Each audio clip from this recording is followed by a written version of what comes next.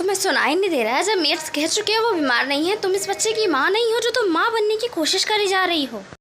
Jungkook sir, हाँ बोलो। Jungkook sir, मुझे बेबी की मॉम मिल चुकी है, इस फाइल में उनकी सारी जानकारी है। जल्दी दिखाओ मुझे ये फाइल। प्लीज़ मुझे बेबी को हॉस्पिटल ले जाने दो। देखो वो रो रही है, प्लीज़ मेरी बात सुन लो प्लीज़। जंकुक जब घर पहुंचता है अपने हैंड में फ्लावर बुके लेके, वो ये सब सीन देख के पूरी तरह से शॉक हो जाता है और उसके हैंड से फ्लावर बुके गिर जाता है, जिसके साउंड की वजह से सब पीछे की ओर देखते हैं और लिसा बहुत ज़्यादा घबरा जाती है। और जंकुक फटाफट से जाके त्योंग को उठाता है और कहता है कि ये सब हो क्या रहा है यहाँ पे मेरी मौजूदगी के बगैर। तो जंकुक को पकड़ के कहती है तो तुम अब वापस क्यों आए हो? प्लीज़ बेबी को लेकर हॉस्पिटल चलो, उसे फीवर है प्लीज़।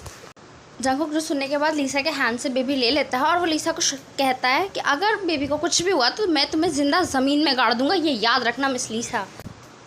त्योंग लिसा को बहुत ज़ोर से स्लैप मार देती है और उससे कहती है अगर मेरी बेबी को कुछ भी हुआ तो मुझसे बुरा कुछ नहीं होगा, ये याद रखना तुम। लिसा अपने चीक्स को रफ करते हुए कहती है कि तुम्हारी हिम्मत कैसे हुई यू ब्लडी सर्वेंट कि तुम मुझे स्लैप मारोगी। लिसा हंसते हुए कहती है कि तुम्हें क्या लगता है कि जंकुक तुम्हारी बात पे बिलीव करेगा?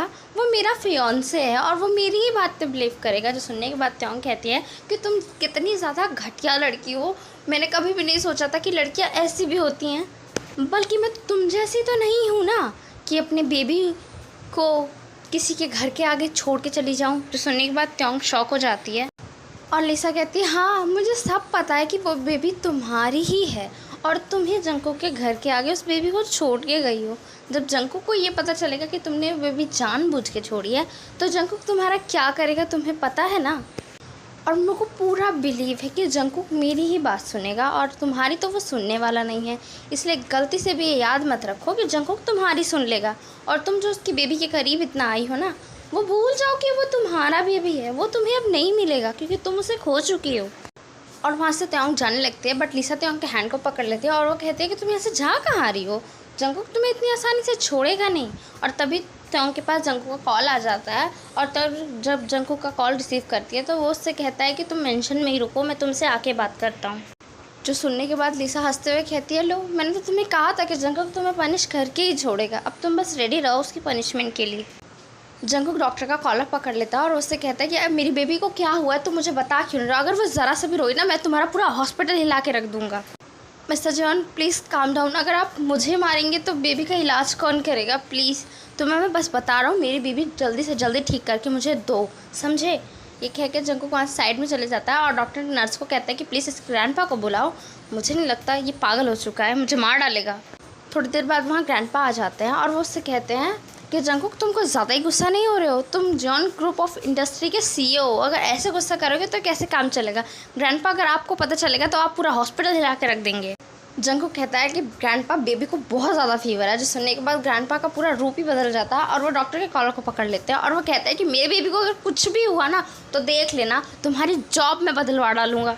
और वो फ्लोर पे बैठ जाते हैं। तभी जंकुक कहता है कि ग्रैंडपा अब आपको इज्जत नहीं है जॉन ग्रुप ऑफ इंडस्ट्री की, अब उनके शेयर्स की कोई दिक्कत नहीं है। जो सुनने के बाद ग्रैंडपा कहते हैं कि मुझे कोई घंटा फ़र्क नहीं पड़ता है, मुझे मेरी बस लिटिल बेबी ठीक चाहिए।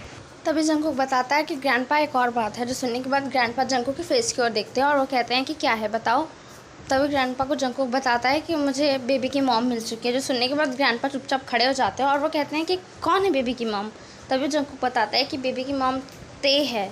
तो सुनने के बाद ग्रैंडपा खुश हो जाते हैं और वो कहते हैं कि मैंने कहा था ना कि मुझे उस गर्ल को देख के कुछ अपना अपना सा लग ही रहा है, उस गर्ल के अंदर कुछ ऐसा तो है ही। तभी ग्रैंडपा जंकुक को कहते हैं कि तुम्हारी वाइफ यहाँ क्यों नहीं आई है, वो कहाँ पे है। जो सुनने के बाद जंकुक कहता है ग्रैंडपा वो घर पे है, मैंने उसे घर पे ही रहने के लिए कहा है। अच्छा ठीक है तुम उसे लेके हॉस्पिटल आओ, मैं तब तक बेबी का ध्यान रखता हूँ।